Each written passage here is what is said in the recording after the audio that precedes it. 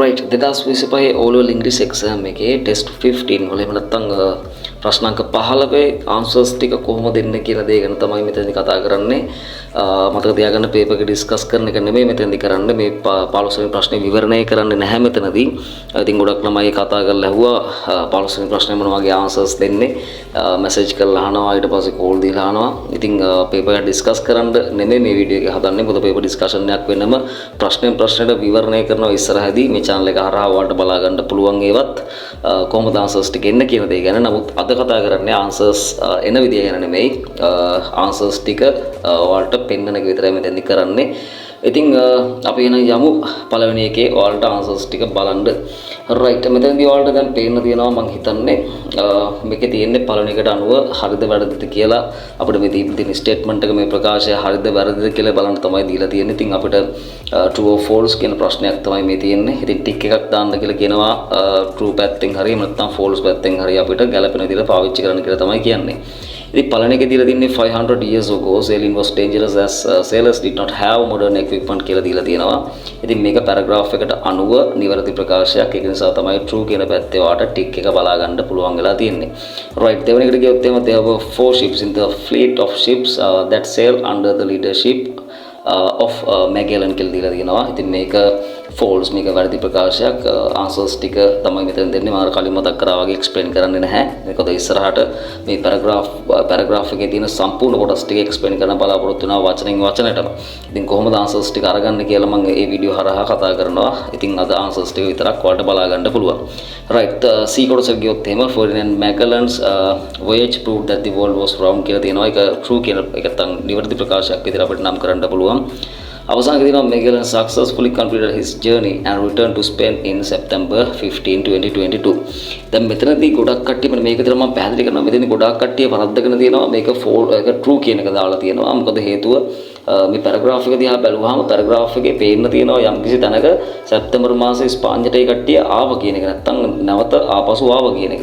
ඉතින් අන්නේ හේතුව නිසා ගොඩක් අය මේක හරියට ප්‍රශ්න කියවල නැති නිසා මේ ප්‍රකාශයට හරි කියලා දීලා තියෙනවා. නමුත් මේක false කියන පැත්තට වැටෙන්න හේතුව තමයි මේ Magellan කියන පෘතුගීසි ගවේෂකයා මෙයා මිය යනවා. එතකොට මෙයා මරනවා. එතකොට මෙයා successfully completed කියලා කියන්න බෑ අපිට. මොකද මේ සාර්ථක ලෙස ගමන අවසන් කරේ නැහැනේ. ඒක නිසා අපිට එතනදී true කියන පැත්තට පාවිච්චි කරන්න බෑ ටික් එක. අන්නේ හේතුව නිසා තමයි false කියන පැත්තට මේ ටික් එක පාවිච්චි කරලා තියෙන්නේ. ඉතින් වැඩි විස්තර මම paper එක discuss කරන වෙලාවේ ඔයාලත් එක්ක කතා කරන්න බලාපොරොත්තු වෙනවා. right අපි යමු එනම් මේක තියෙන දෙවෙනි එකට මේක තියෙන underline the correct answer කියලා. හරි answer යටින් ඉරි අඳින්න කියලා තමයි කියන්නේ. මේක ගිහලා තියෙනවා people on land did not know anything about the progress of their sailors because කියලා තියෙනවා. ඉතින් අපිට answer එක විතර B කියන answer එක ගන්න වෙන්නේ. There were no facilities on ships to communicate with others කියන answer එකයි නිවැරදි answer එක මෙතන තියෙන. right තුන්වෙනි එකට ගියොත් එම when the fleet of ships started the journey in 1519 the ship that was under the command of Magellan was කියලා තියෙනවා. ඉතින් මේකට ගන්න වෙන්නේ Trinidad කියන answer එක තමයි ගන්න වෙන්නේ. හතරවෙනි එකට ගියොත් එහෙම the sailors that returned to Spain could prove that the world was round as කියලා තියෙනවා. ඉතින් මේක answer එක A කියන එක ගන්න වෙන්නේ. එතකොට answer එක විදිහට one of the sailors had kept a record of the adventure of the journey කියන answer එක තමයි අරගන්න සිද්ධ වෙන්නේ. පස්වෙනි රියුත් එම මේකේ අහන්නේ අපෙන් what does following word in line 18 refer to කියලා අහනවා. එතකොට answer එක ලියන්න කියලා කියනවා. එතකොට his කියන එකේ his කියන ඒ තියෙන pronoun එකෙන් අදහස් වෙන්නේ මොකක්ද කියලා අහන්නේ. මේක රෙන්නේ ඉතින් answer එක විදිහට Ferdinand Magellan's කියන එක තමයි එන්නේ. මොකද Ferdinand Magellan's කියලා ගන්න හේතුව මේක යාගෙන අදහසක් තමයි තියෙන්නේ. අනිත් එක තමයි මෙතනදී his කියලා කියන්නේ ඔයාලා දන්නවා possessive adjective එකක් වගේම possessive pronoun එකක් විදිහට අපිට පාවිච්චි කරන්න පුළුවන්. විශේෂයෙන්ම අයිතිය හඟවන්න තමයි මේ pronouns පාවිච්චි කරන්නේ. එතකොට මෙතනදී ඔයාලා සාමාන්‍යයෙන් ලියන්න ඇති Ferdinand Magellan කියලා විතරක්. මොකද ඔයාලට පේනවා මෙතනදී මම apostrophe එක s කියන එක පාවිච්චි කරලා තිනවා අයිතිය හංගවන නිසා.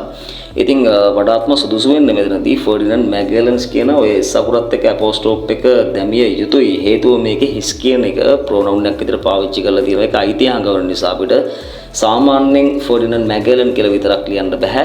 ඒක නිසා තමයි මැගලන්ස් කියන ආන්සරයකට මම ගිහිල්ලා තියෙන්නේ. ඉතින් ඒකෙදි මේක තමයි හරිම ආන්සර් එක. ඉතින් මම හිතනවා ඩිස්කෂන් එකක් යයි ඔයාලගේ ආන්සර්ස් මත මේවට හරි දෙනවද නැද්ද කියන එක ගැන. ඉතින් එතනදී ඒවා සලකා බලයි කියලා හිතනවා. නමුත් මම මෙතනදී කියන්නේ ආන්සර් එක හරිම ආන්සර් එක තමයි මෙතනදී මම කියන්න උත්සාහ කරේ. right.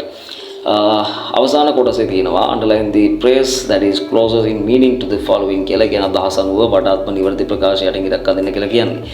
explore කියලා කියන්නේ සාමාන්‍ය අපිට line එක බලන්න දෙයක්වත් නැහැ. මොකද line එක 10 වෙනි line එක තමයි මේ explore කියලා තියෙනවා කියන්නේ. explore කියන්නේ ගවේෂණය කරනවා. ඉතින් අපිට ගන්න වෙන්නේ දෙවෙනි ආන්සර් එක to search more about a place යම් කිසි ස්ථානයක් පිළිබඳව ගවේෂණය කිරීම කියන අදහස තියෙන නැත්නම් සොයා බැලීම කියන අදහසයි තියෙන්නේ. B කියන ආන්සර් එකට ගියොත් එimhe awful කියලා තියෙනවා. ඉතින් මේකේ තේරුම දන්න නිසා අපිට ඔය ලයින් එක බලන්න අවශ්‍යතාවයකුත් නැහැ. awful කියලා කියන්නේ භයානක කියන අදහසක් තියෙන්නේ. එතකොට අපිට මෙතනින් ගන්න වෙන්නේ හතරවෙනි ආන්සර් එක extremely bad කියන ආන්සර් එක තමයි අපිට අරගන්න සිද්ධ වෙන්නේ. ඉතින් මෙන්න මේ විදිහට තමයි test 15 වල අයත් කරන කොටස් ටික ඔයාලගේ ආන්සර්ස් විදිහට ඔයාලා exam paper එකේ ලියලා තියෙනවා නම් අනිවාර්යයෙන්ම මෙතන ලකුණු 8ක් හම්බ වෙනවා මේ ප්‍රශ්නෙට. එහෙනම් 8න් 8ම අරගෙනීමේ හැකියාවක් ඔයාලට තියෙනවා. right. තා පොඩි දෙයක් මතක් කරනවා මේ වීඩියෝ එකෙන්ම කියන්න හිතුවා. ඒක තමයි සාමාන්‍යයෙන් මම මේ අවුරුද්දේ ලියපු ළමයි එක්ක ගොඩාක් ලොකු වැඩසටහන් කීපයක්ම කරා. වැඩසටහන් කියලා කියන්නේ සාමාන්‍ය වීඩියෝස් වලින් එයාලගේ ප්‍රශ්න ගැන එයාලට තියෙන ගැටලු ගැන මම වීඩියෝස් අරගෙන ආවිල්ලා තියෙනවා. ඉතින් එයාලට මම හිතනවා මේ දේවල් වැදගත් වෙන්නේ නැති කියලා. ඉතින් ඉදිරියේදී මම බලාපොරොත්තු වෙනවා ඊළඟ විභාගෙත් බොහෝ විට දෙසැම්බර් මාසෙ මේ අවුරුද්දේ දෙසැම්බර් වගේ වෙනකොට බොහෝ විට තියන ඉඩකඩ තියෙනවා. ඒතර අපේ තියෙන මාස කිහිපයක් විතරයි. ඉතින් ඔයාලා ඉංග්‍රීසි මට්ටමේ මොන මට්ටමේ හිටියත් ඔයාලව ගොඩ දාන්න පුළුවන් ක්‍රම මම මේ channel එක හරහා කතා කරනවා. විශේෂයෙන්ම ලොකු වැඩසටහන් කිහිපයක්. ඒ කියන්නේ අපි එක්සැම්පල් එකක් වඩ කියන්නම් මම කරන්න හිතාගෙන ඉන්න දෙයක්. එතකොට මේ අවුරුද්දේ O level එක කියන්නේ මේන ඊළඟ එක්සෑම් එක ලියන්න හිතාගෙන ඉන්න ළමයින්ට ඒ දරුවන්ට මම සූදානම් කරලා දිනවා කිසිම අය කිරීමක් නැතුව free of charge PDF එකක් විදිහට හදපු ඒ ෆෝමැට් එකක් විදිහට හදපු ටියුට් එකක් එක්කම ඔයාලට මොනවාරි lessons වල ගැටලු තියෙනවා නම් A to Z ඒවා පැහැදිලි කරලා PDF එකක් නොමිලේ දීලා ඉතින් මේ කොටස් ටික මේ විදිහට කතා කරන්නත් මගේ plan එකක් තියෙනවා. ඉතින් ඒකට ඊළඟ මාසේ කියන්නේ අප්‍රේල් අග වගේ වෙනකොට ඒ වැඩ ටිකත් මම පටන් ගන්න තමයි හිතාගෙන ඉන්නේ. ඉතින් ඒකේ වැඩි විස්තර තියෙනවා මම ඉදිරියේදී ඒවා කියන්නම්. එහෙනම් channel එක subscribe කරලා තියාගන්න කියලා කතා කරනවා. මතක් කරනවා නැවත මම ඉස්සරහදී මේකේ තියෙන විවරණය මේක කොහොමද paper discussion එක මේ paper එකේ තියෙන ප්‍රශ්න අරගෙන ඒවා කතා කරන්න බලාපොරොත්තු වෙනවා. කොහොමද answers එන්නේ? ඉතින් ඔයාලා කරපු වැරදි අඩුපාඩු කොතනද තියෙන්නේ කියන දේ ගැනත් මම කතා කරන්න බලාපොරොත්තු වෙමින් ඉන්නවා. එහෙනම් channel එක subscribe කරලා තියාගන්න ඉදිරි videos බලන්න. ඔයාලා ඉංග්‍රීසි දැනුම වර්ධනය කරගන්න විශේෂයෙන්ම A level වලට දාගෙන කොටස් කිහිපයකුත් මේ channel එක කරා ඔයාලට ඉස්සරහදී අප්ලෝඩ් කරනවා. ඒක නිසා ඒකටත් සූදානම් වෙලා ඉන්න. ඔයාලගේ ඉංග්‍රීසි දැනුම ඉතාමත් ඉහළ තැනකට යන්න එක දකින්න එක තමයි මගේ තියෙන සතුට කියලාත් ඔයාලත් එක්ක කියන්න කැමති. එහෙනම් ගිහින් එන්නම් සුබ දවසක්.